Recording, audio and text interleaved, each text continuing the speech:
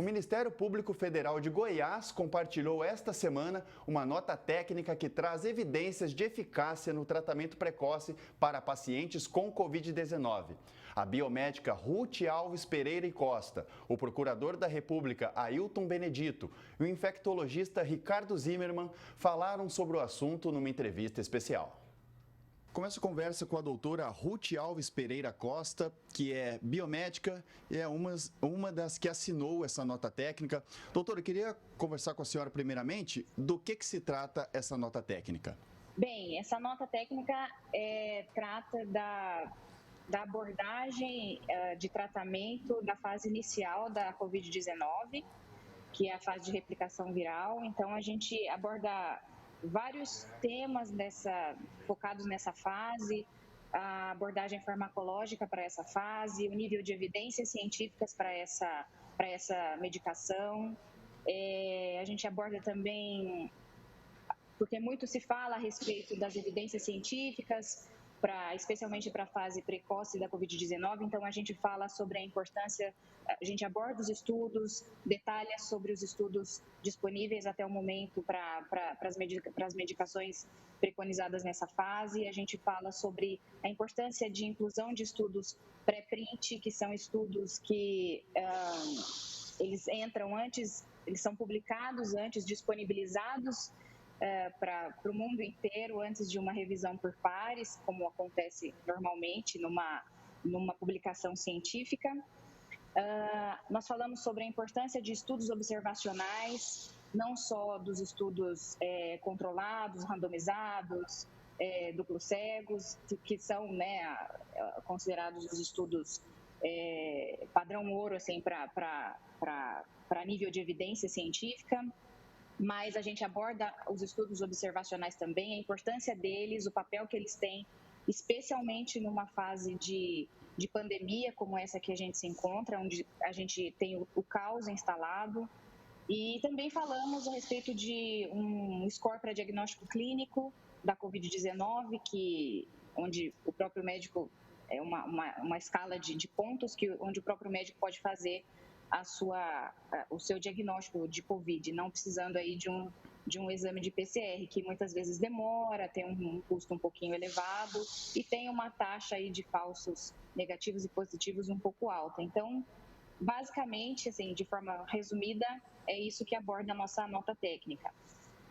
Agora a pergunta vai para o doutor Ailton Benedito, que é procurador da República do Ministério Público Federal de Goiás. Doutor, por que o Ministério Público Federal de Goiás resolveu publicar esta nota técnica? Primeiro, eu esclareço que o Ministério Público Federal em Goiás conduz diversas atuações relacionadas ao enfrentamento da pandemia de Covid desde o seu início, desde janeiro de 2020. São diversos estudos, diversos procedimentos que estão em curso aqui. Um desses procedimentos, tratamos inclusive das possibilidades de enfrentamento farmacológico e não farmacológico do Covid-19. É certo que é preciso destacar o seguinte: em janeiro de 2020, não existia praticamente nenhum conhecimento estabelecido sobre Covid-19.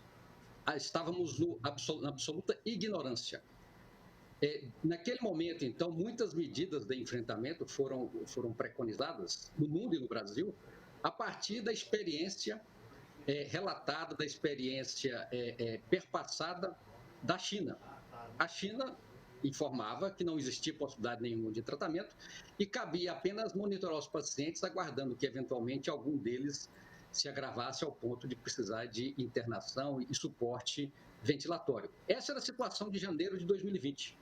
De lá para cá, muito se produziu, muito se publicou, inclusive, sobre a ciência relacionada ao Covid-19. Bastante. Chegando ao ponto de conhecimento acumulado para justificar e para alicerçar a produção de vacinas. São várias que estão aí no mercado, algumas já até sendo utilizadas, inclusive no Brasil, uma delas, inclusive, com registro definitivo na Anvisa.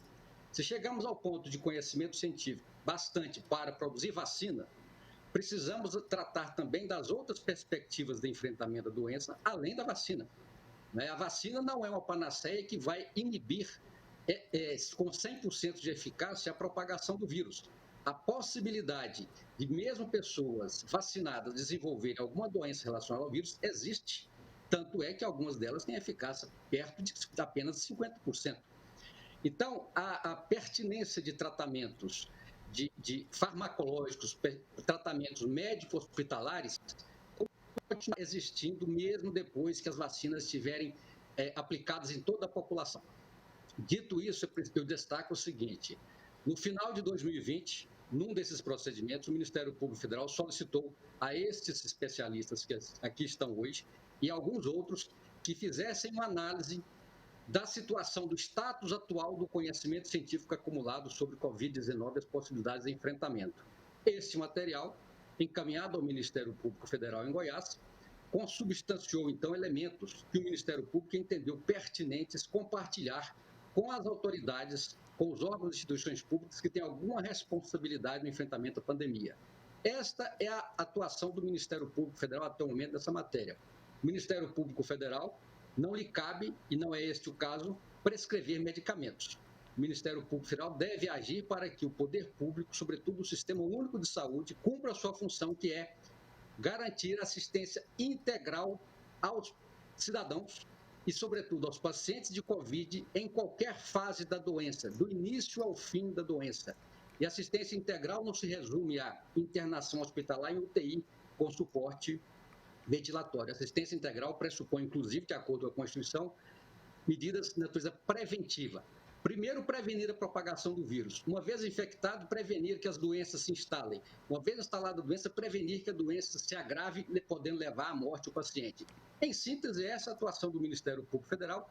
Aguardamos que os órgãos e instituições destinatárias desses elementos de informação possam ter subsídios para, eventualmente, a sua mesmo atualização, revisão e atualização dos seus protocolos de enfrentamento farmacológico e não farmacológico ao Covid. Temos que pensar em todas as dimensões de enfrentamento e todas as possibilidades de enfrentamento. Essa é a síntese da atuação do Ministério Público Federal. Conversa agora com o doutor Ricardo Zimmermann, que é infectologista, está à frente de vários estudos. Então, doutor, eu pergunto ao senhor, quais foram os estudos levados em consideração nesta nota técnica? Primeiramente, eu devo começar com uma declaração de potenciais conflitos de interesse. Eu não tenho nenhum potencial conflito de interesse, nem econômico, nem político. Eu não faço essa declaração por questões de ser um bastião da moral da ética, simplesmente por uma determinação da própria Anvisa. Então, sempre que alguém vai ler um documento, sempre que alguém vai ler algum posicionamento de uma sociedade ou vai assistir alguma aula médica, a Anvisa determina que quem vai dar essa aula ou quem vai redigir esse documento declare seus potenciais conflitos de interesse para que haja transparência e quem está ouvindo, quem está lendo, possa modular essa informação de acordo com o que é mais justo, mais honesto e mais claro. Porque a gente sabe, isso está comprovado, é medicina baseada em evidências, que presentes, posições, patentes, etc., influenciam nossas condutas. Existe o chamado princípio da reciprocidade, mas eu não vou entrar nessa questão. Basicamente, o ser humano, quando recebe um presente, ele tende a devolver o presente. Isso que é o resumo da questão. Então, eu não recebi presentes para fazer esse documento.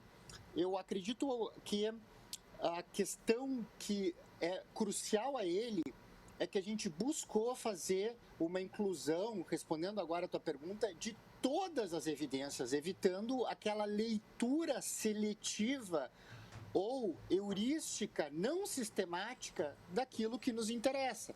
O que em inglês a gente chama de cherry picking, ou viés de confirmação.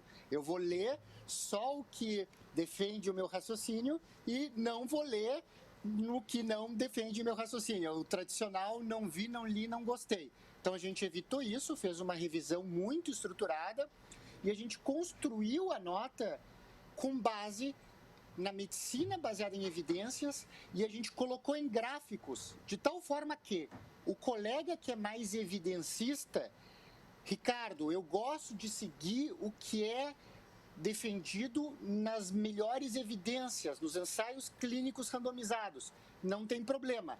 À direita, nos nossos gráficos, existe uma graduação das melhores evidências, passando de opinião de especialista por estudos de corte, observacionais e ensaios clínicos randomizados. Se o colega é mais pragmático, Ricardo, eu estou no front, eu não aguento mais ver as pessoas morrerem na minha frente. Eu vou abrir mão um pouco da qualidade da evidência em prol do desfecho. Não me importa que essa droga melhore um marcador no sangue. O que me importa é que ela faça com que o paciente não vá para o tubo, porque eu não tenho mais tubo, não tenho mais ventilador. Bom, então o esquema vai para cima. Ele está no eixo vertical. E a nossa surpresa foi que a maioria dos esquemas ficavam para a direita e para cima. Ou seja, eram oriundos de estudos com boa qualidade, ensaios clínicos randomizados, às vezes até revisões sistemáticas, e apontavam para um desfecho que a gente chama de duro, redução de mortalidade, redução de internação, desfechos relevantes. E, finalmente, eu gostaria de destacar o timing dessa nota, e o Dr. Ailton colocou uma questão crucial. Eu já fui consultor em imunologia, já fiquei um tempo na imunologia em Israel durante a minha formação, sou um fã de vacinas. No entanto, a vacinação é uma peça do quebra-cabeças preventivo, não é o quebra-cabeças inteiro. E a chave disso é a evolução viral, e a gente está assistindo isso agora. Vejam, a vacina da Astra já é contraindicada na África do Sul, porque em um estudo de mais de 2.000 pacientes, a eficácia foi inferior a 20%. Qual é a relevância para nós? A linhagem da África do Sul tem 9 mutações na ponta da chave que o vírus usa para entrar na nossa célula. A nossa de Manaus, que se espalhou pelo Brasil, tem 10. É pior ainda, sendo que 3 das 9 mais importantes da África do Sul são também presentes aqui. Então, a gente já não espera uma grande eficácia dessa vacina. Agora, a Coronavac tem uma publicação inicial mostrando potencialmente menor proteção também. Então, no momento em que a gente, mais do que nunca, não pode apostar todas as nossas fichas numa coisa só, surge a nota reforçando a ideia de que existem evidências, existem esquemas, ninguém se prendeu a um fármaco, ninguém vai morrer abraçado em um fármaco, a gente quis dar soluções e saídas honrosas até para aqueles que politicamente não se sentem à vontade com uma medicação que porventura um político tenha assegurado, para prescrever outras. Então existe um grande número de opções que os colegas podem usar dentro da sua autonomia para defender o que eles devem defender, que é o maior interesse de seus pacientes. Agora volto a falar com a doutora Ruth. Doutora, quem fala de tratamento precoce no Brasil sofre muita censura? É até uma questão curiosa. As pessoas perguntam, assim, por que, né, tanta resistência, por que tanta briga em cima do tema? E é curioso que para todas as doenças sempre se preconizou que tratar o mais precocemente possível é a melhor conduta. Né? Ninguém espera ter uma metástase de um câncer para começar a tratar, a menos que a pessoa descubra somente nessa fase. Caso contrário, você tenta tratar o mais no início possível, porque a sua chance de melhora, de cura é muito maior. Mas na Covid-19, né, no ano de 2019, esse conceito se perdeu, se misturou com questões políticas e ideológicas, e aí a coisa ficou que para a Covid-19 não vale essa premissa. A gente pode esperar a coisa se agravar, ficar ruim, para ir pensar num tratamento.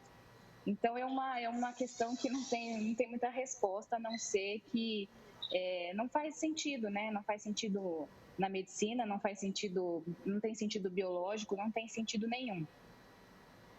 Bom, volto a falar com o procurador da República, doutor Ailton. Não é muito comum essa participação do Ministério Público Federal, nesse tipo de atitude.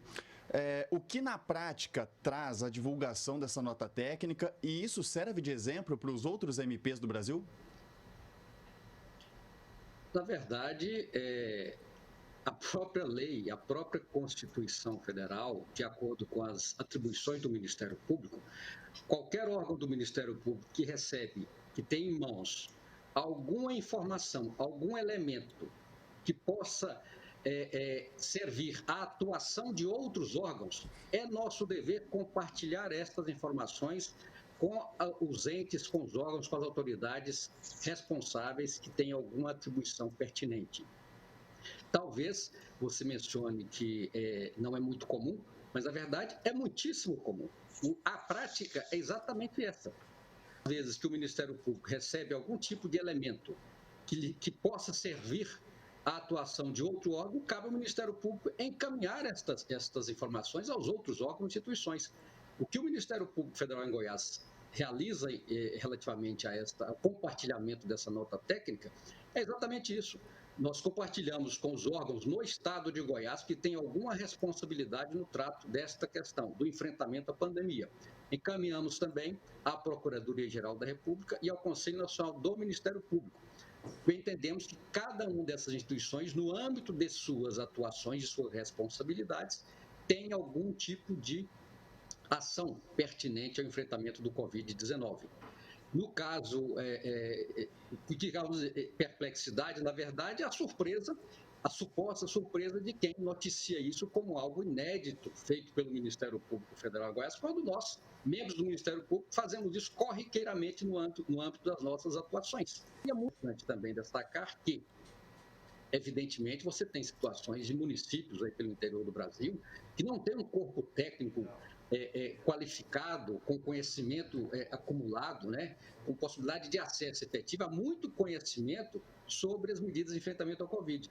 Quando o Ministério Público, de posse desta nota técnica substanciosa, fundamentada em evidências científicas do mais elevado grau, né, de percussiência, o Ministério Público, ao compartilhar essas informações, presta um serviço relevante à sociedade, proporcionando que muitos gestores que não tenham estas informações em mãos, porque, lamentavelmente, por exemplo, se você pesquisar os sites do Ministério da Saúde, sites das secretarias estaduais de saúde, secretarias municipais, você verá que as informações científicas, as evidências científicas relacionadas ao enfrentamento do Covid são parcas.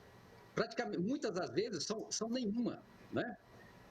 Isso é uma realidade. E eu chamo a atenção, inclusive, que o próprio Sistema Único de Saúde, da sua forma organizada, remete à responsabilidade da União, dos estados, do Distrito Federal e municípios, prover informações científicas necessárias ao enfrentamento de qualquer doença.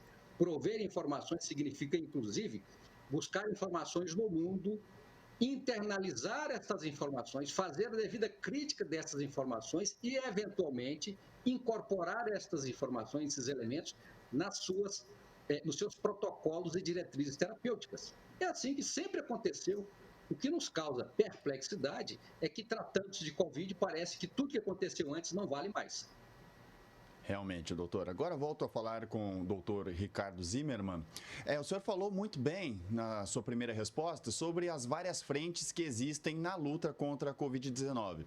O senhor citou a vacina, mas é um trabalho a longo prazo, há o tratamento precoce, mas o que parece que os governadores têm preferido toques de restrição, de circulação restrita, lockdown.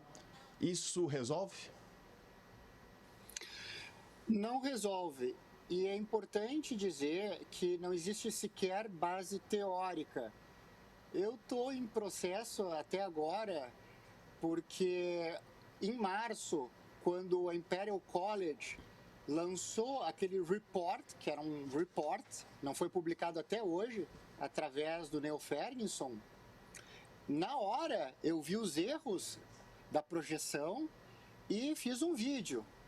E por ter me posicionado contra o lockdown, mas jamais contra o distanciamento social, eu até fui constrangido e denunciado como disseminador de fake news.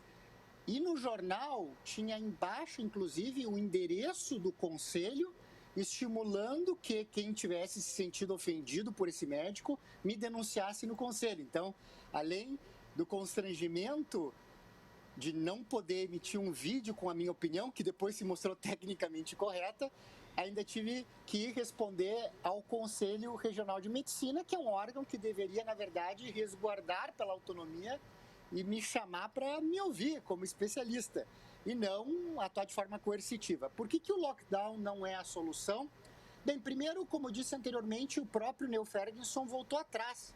Ninguém leu, mas quando ele fez aquele modelo, ele utilizou um código que ele nunca revelou e que depois ele reescreveu junto com a Microsoft. E quando eles publicaram, agora sim, no British Medical Journal, os resultados do novo código, que era o COVID-19, eles sugeriram que quando se estendesse o lockdown para pessoas com menos de 70 anos, quando se fechasse colégios e universidades, pasmem, a mortalidade geral aumentaria, que era algo óbvio. Mas como, Ricardo? Da seguinte forma, se você deixa só os suscetíveis, só os mais idosos protegidos em casa, e a força jovem trabalha e faz com que a roda da economia gire, e economia é saúde, não existe dicotomia aqui, depois eu posso explicar para vocês por que não existe. Quem vai contribuir majoritariamente para a imunidade de rebanho, possibilitando que depois os idosos saiam com segurança, são jovens que, na época, pagariam um preço muito pequeno pela infecção. Se você faz um sistema como se fez no Rio Grande do Sul, de bandeiras, de abre e fecha, o paredão de rebanho se forma igual, só que dessa vez às custas de idosos e de jovens. E aí o preço pago pelos idosos vai ser maior e aí a mortalidade geral aumenta. Por isso, desde o início, a gente defendeu um modelo de lockdown vertical, que permitiria que a economia se mantivesse. E agora eu vou voltar ao que eu disse anteriormente. O jeito que um país pobre responde ao desemprego não é igual ao jeito de que um país rico responde. Está comprovado que nos Estados Unidos e na Europa não há um aumento imediato da mortalidade com o desemprego, mas em países pobres como o Brasil, em um estudo publicado no Lancet Global Health, o desemprego se associou a incremento linear de mortalidade. A cada 1% de desemprego, aumento de 0,75 mortes por 100 mil, de forma linear. Então, com algo que a gente importou de países ricos, que não poderia ter sido aplicado aqui, a gente tem uma disrupção social, aumento de mortalidade pela disrupção social, a gente tem uma outra onda de pessoas que vão chegar com câncer avançado, com doenças cardiovasculares, porque não tiveram coragem de sair de casa, ou pessoas que poderiam ter sido operadas, mas os hospitais tiveram que suspender as cirurgias eletivas, que vai ter impacto muito grande também na saúde.